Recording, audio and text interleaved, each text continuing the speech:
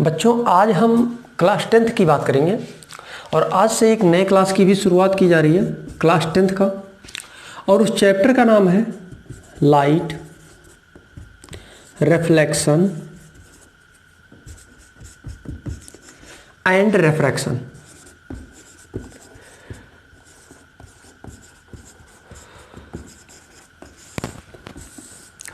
आपके लिए बहुत इंपॉर्टेंट टॉपिक है। ये क्लास 10th में भी है और 12th में भी है।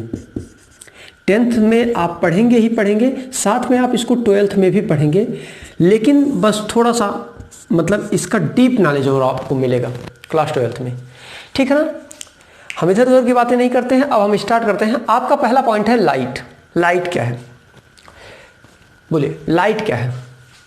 लाइट ऊर्जा का एक ऐसा रूप है जो आपको किसी भी चीज को देखने में मदद करता है। बिना लाइट के आप किसी भी चीज को नहीं देख सकते हैं। जैसे जब आप पढ़ रहे होते हैं और सडनली लाइट चली जाती है, आप पढ़ रहे हैं और लाइट चली जाती है तो आपको ऐसा लगता है इस रूम में कुछ भी नहीं है। आपकी फीलिंग क्या आती है कि आपके इस रूम में कुछ भी नहीं है, जबकि आप पढ़ रहे हैं। और मान लीजिए कि 10 सेकेंड के बाद लाइट आ जाती है और जब इलेक्ट्रिसिटी आ जाती है, लाइट मतलब इलेक्ट्रिसिटी से ही लाइट हमको मिलता है। तो जब और नेचुरल सोर्स भी है, सन से भी मिलता है। तो हम रात की बात कर रहे हैं कि आपको इलेक्ट्रिसिटी चली जाती है और इलेक्ट्रिसिटी जैसे आ जाती है आपको फिर सारी चीज़ें दिखने लगती है। इसका मतलब ऐसा नहीं है कि लाइट चली गई तो सारे सामान गायब हुए और लाइट आ गई तो सारी चीज़ें फिर से आ गई। नहीं, लाइट अपने साथ कुछ लेके नहीं गई है, लेके नहीं आई है। लाइट ऊर्जा का ही एक ऐसा रूप है और जो कि किसी भी चीज़ को आपको देखने में मदद करता है। बिना लाइट के आप किसी भी चीज़ को देख नहीं सकते। मतलब light is a form of energy which is help us to see the object. बिना लाइट के किसी भी चीज़ को आप हमको देख पा रहे हैं, अगर लाइट नहीं होती तो आपको दिखाई नहीं देता। मतलब आप एक चीज जानिए कि जितनी ब्राइट लाइट कर देंगे, जितना लाइट अच्छा कर देंगे, मतलब सोर्स ऑफ लाइट बढ़ा देंगे, उतनी अच्छी आपकी क्या बनेगी? इमेज बनेगी। मतलब आपके आंख में उतनी अच्छी इमेज बनेगी और जितनी अच्छी इमेज बनेगी उस ऑब्जेक्ट को उतना ही क्लियर देख पाएंगे। जैसे देखते जाइए, कोई भी चीज बहुत दूर हो, अगर कोई व्हीकल हो और वो बहुत दूर हो, क्या आप उसको देखकर बता सकते हैं कि उस गाड़ी का नंबर कितना है? उस व्हीकल का नंबर प्लेट आप पढ़ सकते हैं? नहीं। लेकिन जैसे वो और पास में आती है आप उसको पढ़ के तुरंत बता देते हैं कि इसका नंबर कितना है। उस व्हीकल का नंबर क्या है आपको पता चलता है। रीजन क्या है? रीजन ये है कि जब लाइट आपके पास में आती है तो उससे आने वाली जो लाइट वहां पड़ती है उस प्लेट पर, नंबर प्लेट पर, और उस नंबर प्लेट से रिफ्लेक्ट होकर लाइट आपके आंख में जल्दी आ जाती है। और जब बहुत दूर व्हीकल होती है तो वहां से जो रिफ्लेक्टेड होती है लाइट, जो रिफ्लेक्ट होती है वो रिफ्लेक्ट होकर आती जरूर है, लेकिन आपके पास पहुंचते पहुंचते उसकी इंटेंसिटी कम हो जाती है। और जब उस लाइट की इंटेंसिटी घट जाएगी तो वो वस्तु आपको, वो ऑब्जेक्ट आपको दिखाई नहीं देती। जिस तरीके से आप बुक को पढ़ते हैं और नॉर्मली 25 सेंटीमीटर, 30, 40, 50, 60 सेंटीमीटर पर रखकर पढ़ लेते हैं, अगर आप 10 मीटर की दूरी पर रख दें, क्या आप उस बुक को पढ़ सकते हैं? जी नहीं। क्यों? क्योंकि उससे रिफ्लेक्ट होने वाली लाइट आपके आंखों में उसकी इंटेंसिटी घट जा रही है और तब पहुंच रहा है, तो इस वजह से आप नहीं दे सकते। ठीक है ना। तो ये हो गया आपका लाइट। और अब अगला पॉइंट है रिफ्लेक्शन। रिफ्लेक्शन क्या है? If any light after incidence bounce back in the same medium is known as reflection. अगर कोई लाइट, मेरे सरफेस पर कोई लाइट आ रही है और ये लाइट वापस इसी मीडियम में, जिस मीडियम से ये लाइट मेरे आंख बॉडी पर आई, उसी बॉडी से रिफ्लेक्ट होने के बाद में, परावर्तित होने के बाद में ये उसी मीडियम में चली जाती है, तो उसको कहते हैं रिफ्लेक्शन। हम ये बाद में बात करेंगे इसके डीपली, बस हम सिर्फ अभी एक्सप्लेन कर रहे हैं चैप्टर। और अगला पॉइंट है आपका रिफ्रैक्शन, अपवर्तन।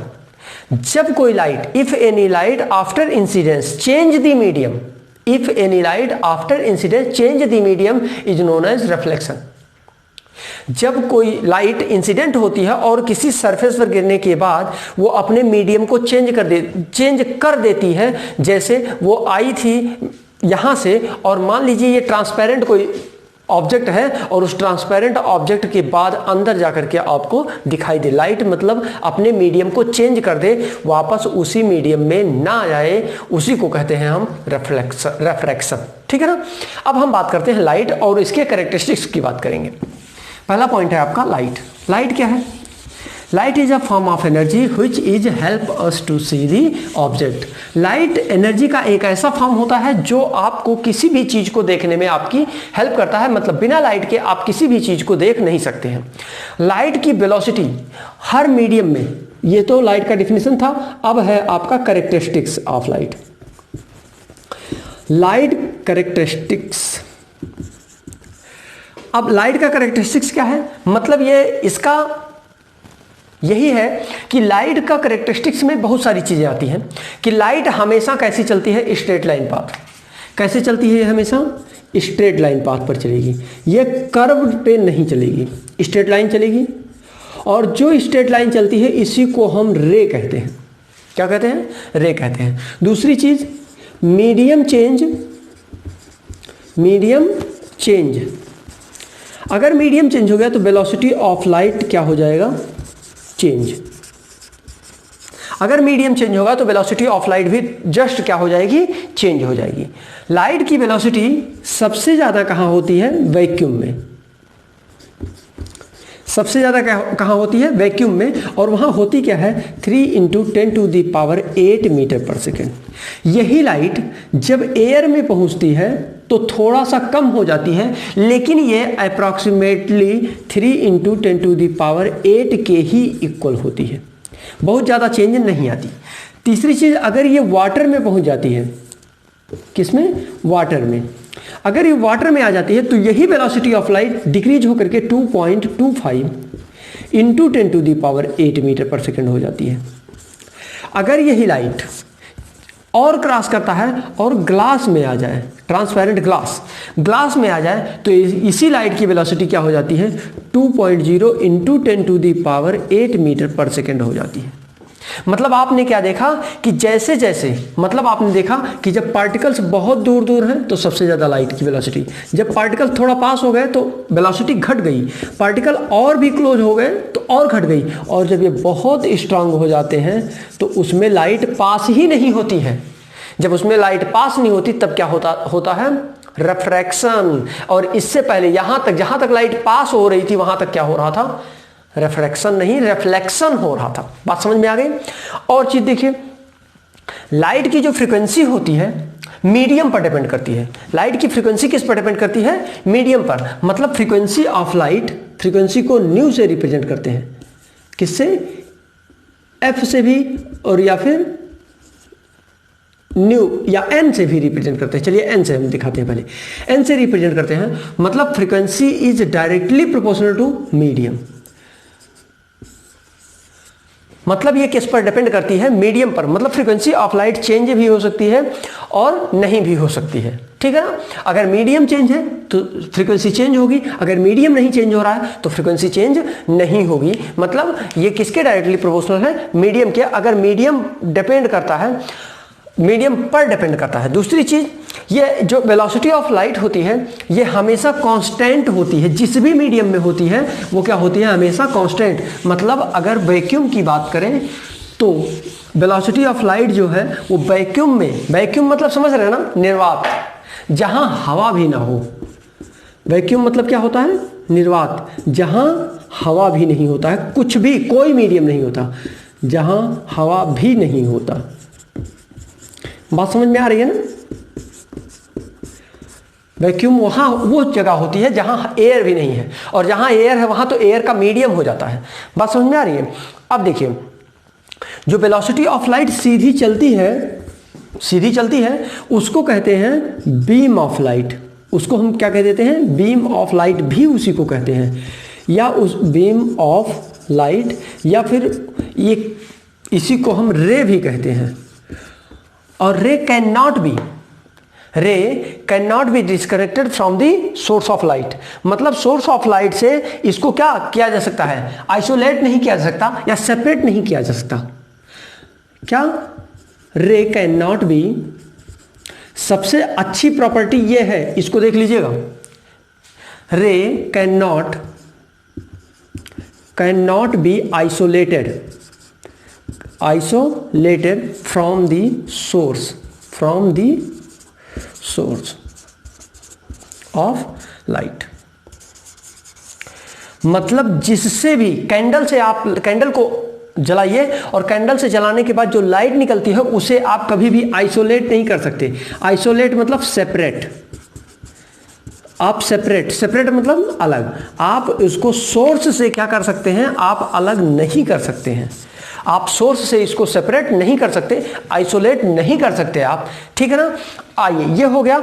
अब इसके बाद में मीडियम आता है। मीडियम किसे कहते हैं? अब इसके बाद आपका पॉइंट आता है मीडियम। एक एक पॉइंट को बहुत डीपली एक्सप्लेन किया जाएगा, ठीक है। लेक्चर बड़ा बनेगा जरूर, या बड़ा नहीं बनेगा तो कई लेक्चर्स बन जाएंगे। मान लीजिए आधे घंटे का लेक्चर बनता है तो कई लेक्चर बन जाएगा, लेकिन आपको जितनी भी नॉलेज मिलेगी वो फुल नॉलेज मिलेगी। जब आप 12th में पहुंचेंगे तो आपको ऐसा लगेगा ये सब तो हमने पढ़ चुका है, जबकि इससे ज़्यादा आपको वहाँ नहीं मिलेगा। नहीं तो आप सोचिए इससे ज़्यादा कुछ मिलेगा, नहीं, आपको उतनी ही चीज़ मिलेगी जितना यहाँ पढ़ाएंगे हम, उतना ही मिलेगा वहाँ, बस थोड़ा सा ज़्यादा मिलेगा। और आपको इसके लिए टेंशन लेने की ज़रूरत नहीं है, वो सारे सिलेबस आपके कवर कर लिए जाएंगे, ठीक है। अब आइए देखिए, अगला पॉइंट है आपका मीडियम। क्या है? मीडियम।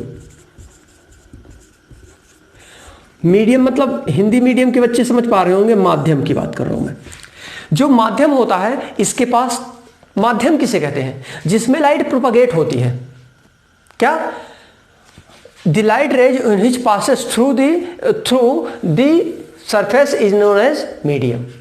जिस भी सरफेस से या जिस भी मीडियम से, मतलब जिससे भी ये चीजें क्या हो जाए, प्रोपागेट हो जाए, जिसमें ये चल पाए, लाइटें क्या हो पाए, प्रकाश की किरणें क्या हो पाए, प्रकाश क्या हो पाए, चल पाए, जिसमें प्रोपागेट हो पाए, फ्लो हो सके, बह सके, उसको कहते हैं हम मीडियम। और मीडियम कितने टाइप का होता है? 3 टाइप का। पहला होता है ट्रांसपेरेंट। ट्रांसपेरेंट पहला मीडियम होता है ट्रांसपेरेंट। दूसरा मीडियम होता है आपका ट्रांसलूसेंट।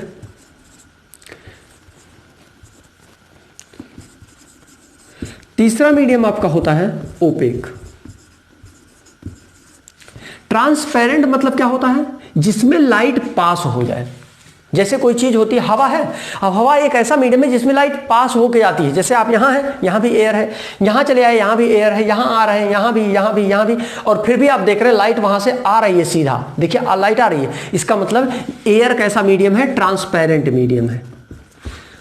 जो फ्रेश वाटर है वो कैसा मीडियम है? ट्रांसपेरेंट मीडियम है। जो फ्रेश वाटर है, अगर आप बकेट में रख दीजिए और बकेट में रखने के बाद में अगर आप नीचे कॉइन फेंक दें तो आप पानी भरने के बाद भी आप यहां से क्या कर सकते हैं? उस कॉइन को देख सकते हैं।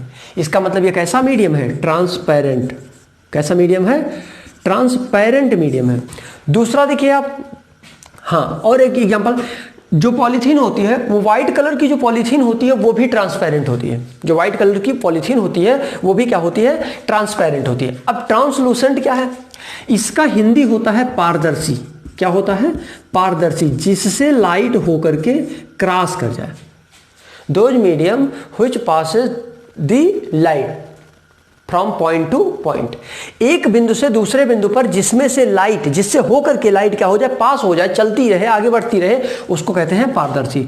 दूसरा है आपका ट्रांसलूसेंट। ट्रांसलूसेंट मतलब अर्ध पारदर्शी। क्या? अर्ध पारदर्शी का मतलब क्या होता है? जिससे कुछ पार्शियली लाइट फ्लो हो। क्या हो? पार्शियली लाइट पास हो, पूरी लाइट नहीं। इसमें क्या होगी? फुली लाइट पास होगी। इसमें क्या होगी? पूरी की पूरी लाइट पास होगी, लेकिन इसमें थोड़ी कम लाइटें पास होंगी, उसको कहते हैं अर्धपारदर्शी। जैसे आप देखते होंगे नेट, आपके घर में कुछ कर्टन्स लगे होते हैं, जो लेटेस्ट कर्टन आ रहे हैं, अच्छे वाले कर्टन, थोड़े कॉस्टली कर्टन जो आ रहे हैं, वो कर्टन्स कैसे होते हैं? ट्रांसपेरेंट होते हैं, और ट्रांसलूसेंट होते हैं, हल्का हल्का दिखता है उधर से। या आपने देखा होगा दुपट्टा, जो दुपट्टा आ रहा है वो भी देखिए हल्का होता है। जो व्हाइट कलर का गमछा आता है, एकदम व्हाइट कलर का जो गमछा आता है, समझ पा रहे हैं ना आप? जो व्हाइट कलर का गमछा आता है, उस गमछे से भी आप देखिए, कभी ऐसे आंख के सामने इसको ऐसे कर डाल दीजिए गमछे को, उसके बाद आप बाहर भी देख सकते हैं हल्का हल्का, या जो बाहर खड़ा होगा वो आपके फेस को हल्का हल्का देख पाएगा। ऐसे मीडियम को कहते हैं ट्रांसलूसेंट मीडियम। क्या कहते हैं उसको? ट्रांसलूसेंट कहते हैं। अब ओपेक, जिससे लाइट पास ना हो, does not pass through the light. जिस भी मीडियम से लाइट पास नहीं होती उसको कहते हैं क्या? अर्धपारदर्शी, अपारदर्शी। इसकी हिंदी होती है क्या? अपारदर्शी। अपारदर्शी, जिससे लाइट पास नहीं होती। जैसे आप देख लीजिए मेरा हाथ, अब मेरे हाथ से लाइट नहीं पास हो रही है, अगर पास हो रही होती तो यहां शैडो नहीं बनता। जिससे भी लाइट पास नहीं होगी, जिससे लाइट पास होगी उसका शैडो कभी नहीं बनेगा। जैसे एयर से लाइट पास हो रही है तो एयर का शैडो आप कहीं देख रहे हैं नहीं, लेकिन मेरे हाथ का शैडो दिखाई दे रहा है आपको बोर्ड पर, मेरे हाथ का शैडो दिख रहा है। इसका मतलब क्या है, ये अपारदर्शी है। और अगर हल्का हल्का धुंधला हो जाए, जैसे धूल उड़ रहा हो, जैसे खूब धूल उड़ रहा हो और धूल उड़ रहा हो और उससे सूर्य की किरणें हल्का हल्का आ रही हो, जैसे आप देख रहे हैं बादल बनता है। जब एक और एग्जांपल अच्छा सा, बादल बनता है तो जब बादल बनता है तो जब बादल चलने लगता है तो धूप आपको कम हो जाता है, और जब बादल क्रॉस कर जाता है, सनराइज जिधर से आ रही होती है, जब उस पाथ को क्रॉस कर जाता है तो फिर से धूप अच्छी हो जाती है, जैसा कि बारिश के टाइम में होता है। तो वो क्या है, वो जो बादल है वो कैसा है, ट्रांसलूसेंट है। और जबकि हम और आप ये क्या है, ओपेक हैं। और एयर क्या था, एयर क्या होता है आपका, या ग्लास क्या होता है, ट्रांसपेरेंट ग्लास जो होता है वो कैसा होता है, ट्रांसपेरेंट होता है। जो ग्लास होता है मतलब इधर से उधर देख सकते हैं। जैसे एक एग्जांपल देखिए, मिरर है, आपने देखा है, मिरर के पीछे पॉलिश लगा होता है। उसी पॉलिश को कभी क्या करिए, आप चाकू लेके खुरच दीजिए, और जब चाकू लेके आप उसको खुरच देंगे तब क्या होगा, जब आप खुरचेंगे तो क्या होगा, आप जब क्या करें, आपको आपका फेस नहीं दिखेगा आप मिरर में। अब क्या करेगा, आप पीछे वाला जो पीछे सामान होगा वो दिखेगा। मतलब वो कैसा हो गया, अब इस समय वो बिहेव कर रहा है कैसा, ट्रांसपेरेंट बिहेव कर रहा है। अभी तक कैसा, जब तक वो ओपेक था तब तक आप उसमें अपना फेस देख पा रहे थे, और जैसे वो ट्रांसपेरेंट हुआ आपको आपका फेस नहीं दिख रहा है, आपको आपका फेस नहीं दिख रहा है। और जब तक वो क्या था, ओपेक था, तब तक आपको आपका फेस वहां दिखता था। ठीक है ना। आइए, अब ये हो गया बीम। अब हम पढ़ते हैं बीम ऑफ लाइट। ठीक है, मीडियम्स हो गए, समझ में बातें आ रही है ना, बहुत डीपली बात की जा रही है, बहुत डीपली और बहुत अच्छे अच्छे एग्जांपल्स के साथ बात की जा रही है। अगला है पॉइंट आपका बीम ऑफ लाइट। क्या है, beam of light.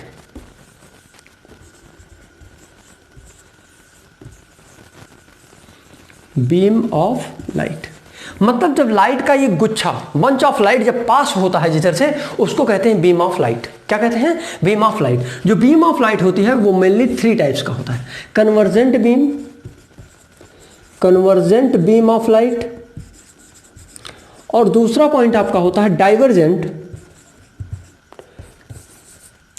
Divergent beam of light beam, और तीसरा पॉइंट आपका होता है पैरेलल बीम ऑफ लाइट।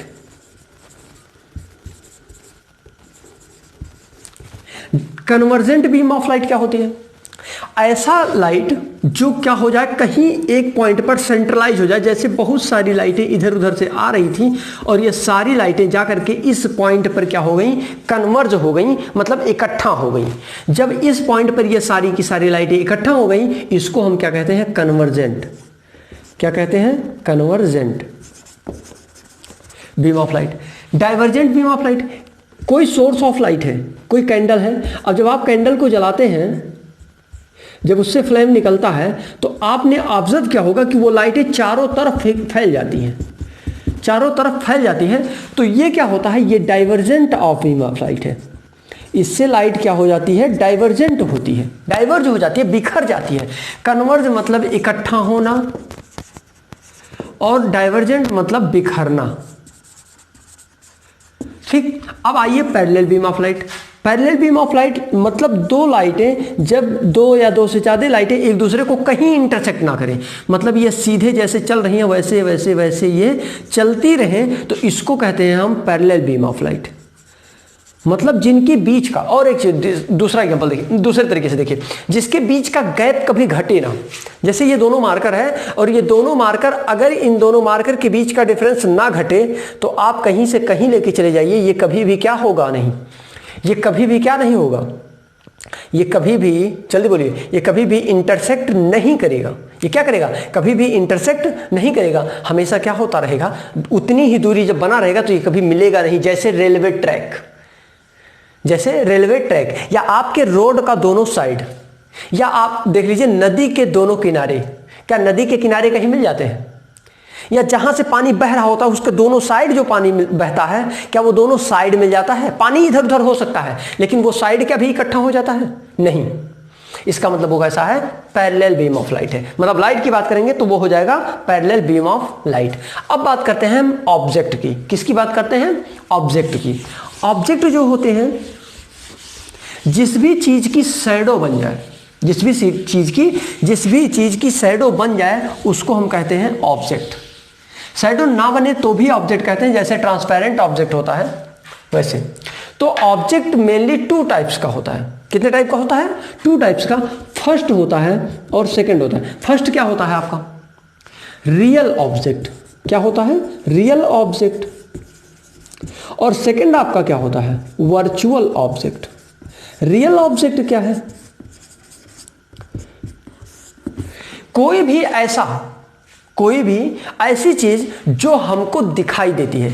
कोई भी ऑब्जेक्ट ऐसा हो जो हमको दिखाई दे, वो क्या है? रियल ऑब्जेक्ट है। जैसे हम आपको देख पा रहे हैं और आप हमको देख पा रहे हैं, तो ये कैसा है? रियल ऑब्जेक्ट है। ये ऑब्जेक्ट समझे तो रियल ऑब्जेक्ट है। आप मोबाइल देख पा रहे हैं, और मोबाइल कैसी चीज है? आप मार्कर को देख पा रहे हैं, तो मार्कर कैसी चीज है?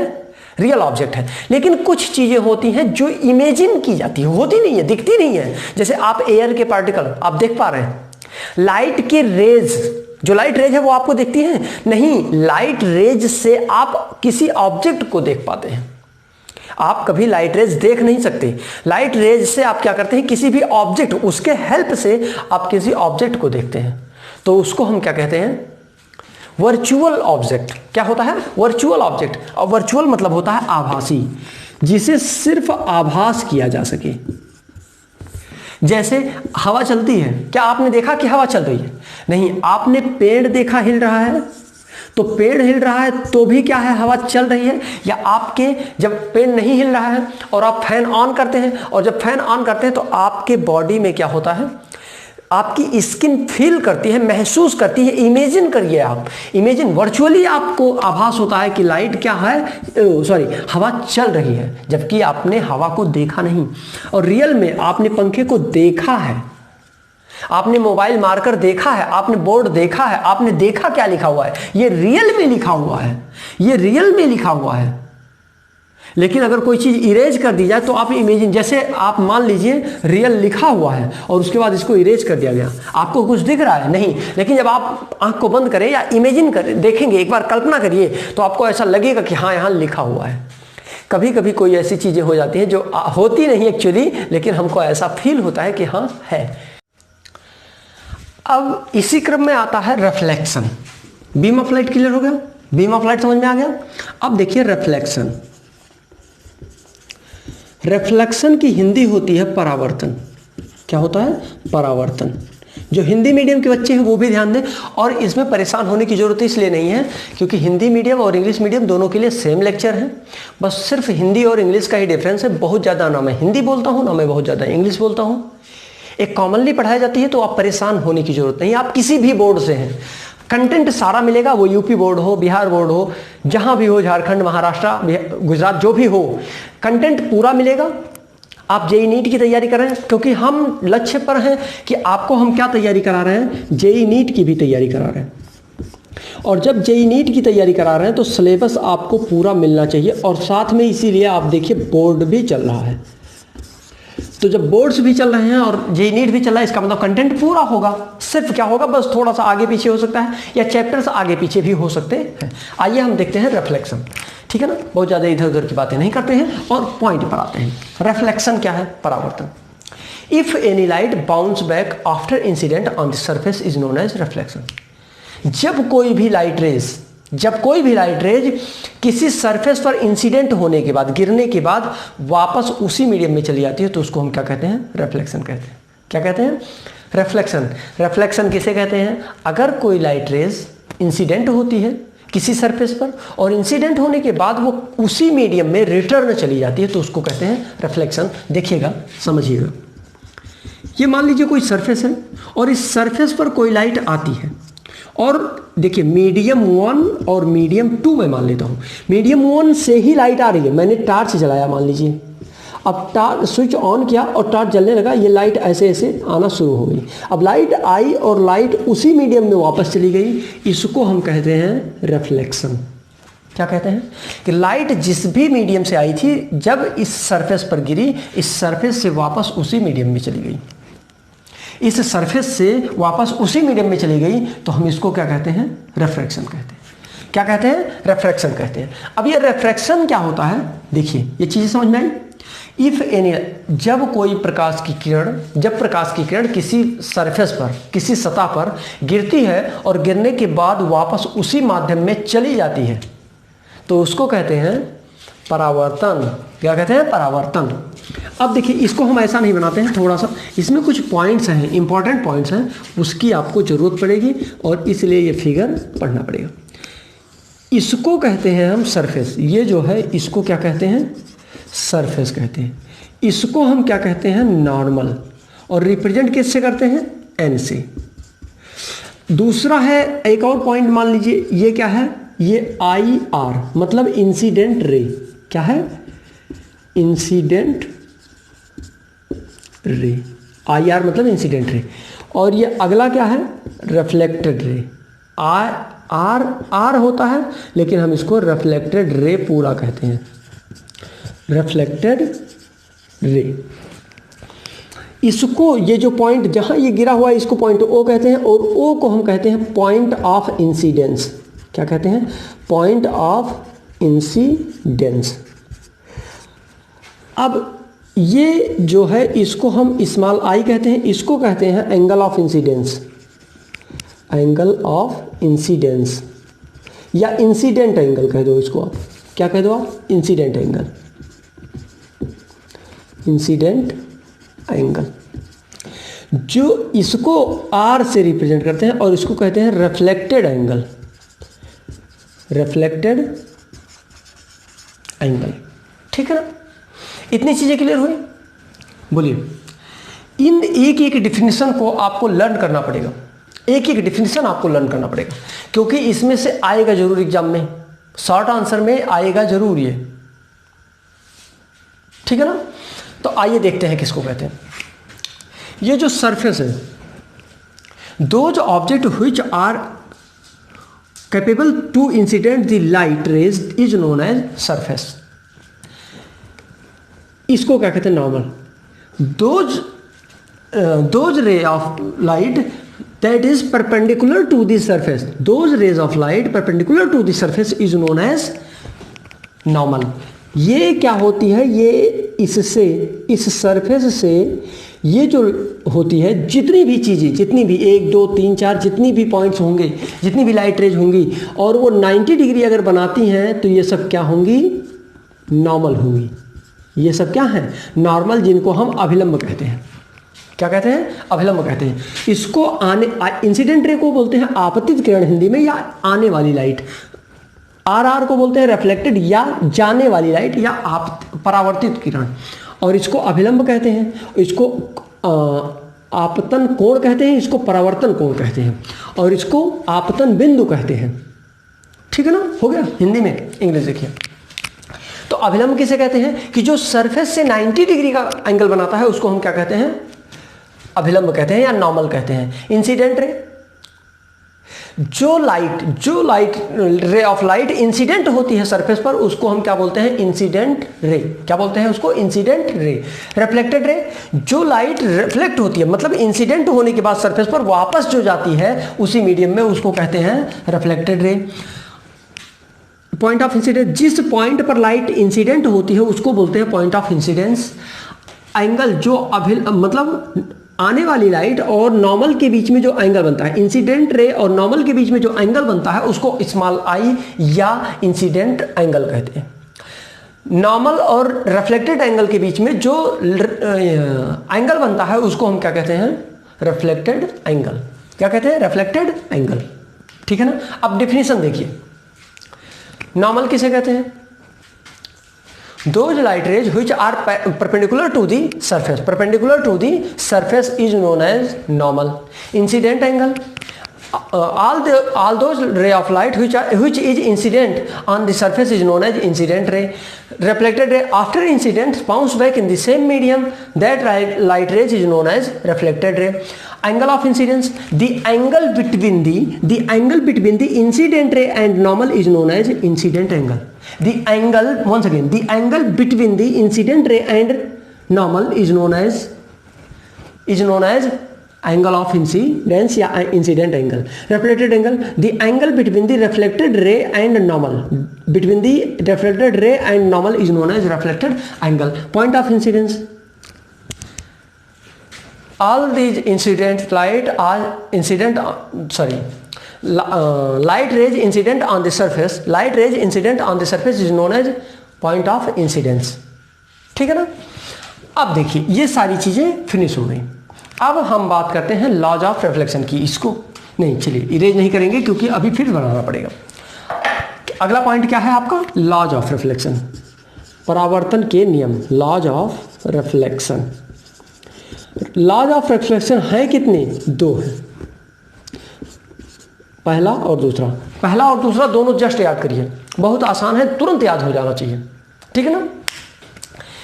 Incident ray, normal, incident ray, reflected ray and normal lie at a point on the same plane.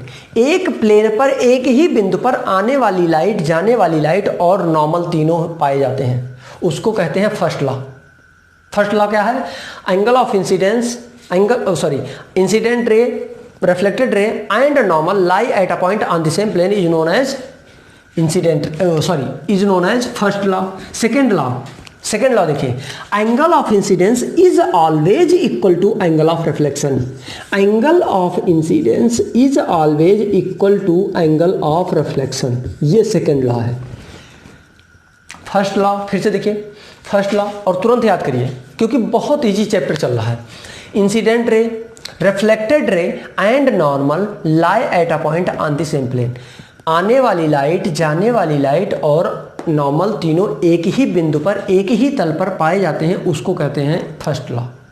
Second law, angle between the incident ray and normal is always equal to angle between the reflected ray and normal. Incident ray और normal के बीच की angle हमेशा बराबर होती है reflected ray और normal के angle के, इसीलिए इसको कहते हैं angle of incidence is always equal to angle of reflection. Angle of incidence is always equal to angle of reflection, angle I equal to angle R. ये हो गया लॉज ऑफ रिफ्लेक्शन, ये हो गया आपका लॉज ऑफ रिफ्लेक्शन। अब अगर हम बात करें तो टाइप ऑफ रिफ्लेक्शन की बात करें, किसकी बात करें हम? टाइप्स ऑफ रिफ्लेक्शन, किसकी बात करें? Types of reflection. Reflection properly 2 types के होते हैं।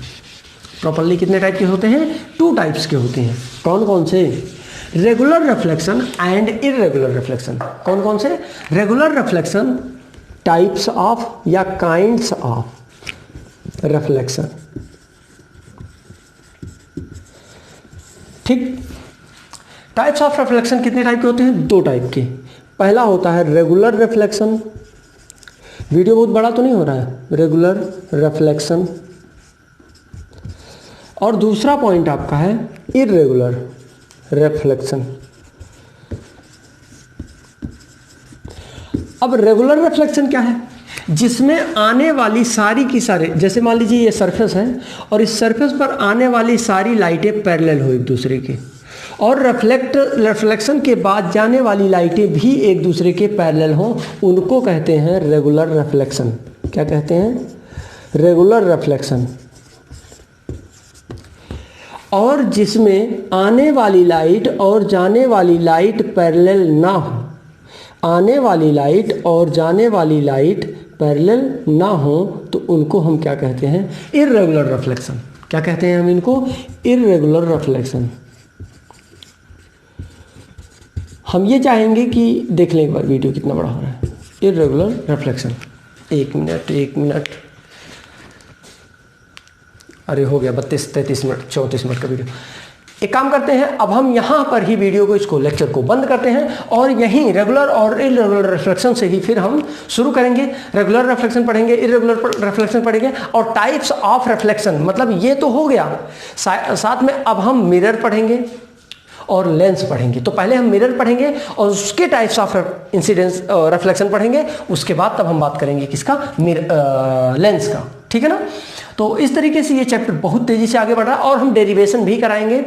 मिरर फार्मूला होता है, मिरर फार्मूला क्या होता है अभी याद कर लीजिए आप लोग। Mirror formula 1/f equal to 1/v minus 1/u, v minus 1/u। सही है, नहीं प्लस होता है। ये लेंस हो जाएगा, अगर आप यहाँ माइनस कर देंगे तो क्या हो जाएगा, लेंस हो जाएगा, और अगर आप यहाँ प्लस कर देंगे तो ये क्या हो जाएगा, मिरर फार्मूला होगा। और आप मैग्निफिकेशन का भी फार्मूला याद करिए, क्या, HI/HO, एक ये और दूसरा m equal to minus v/u।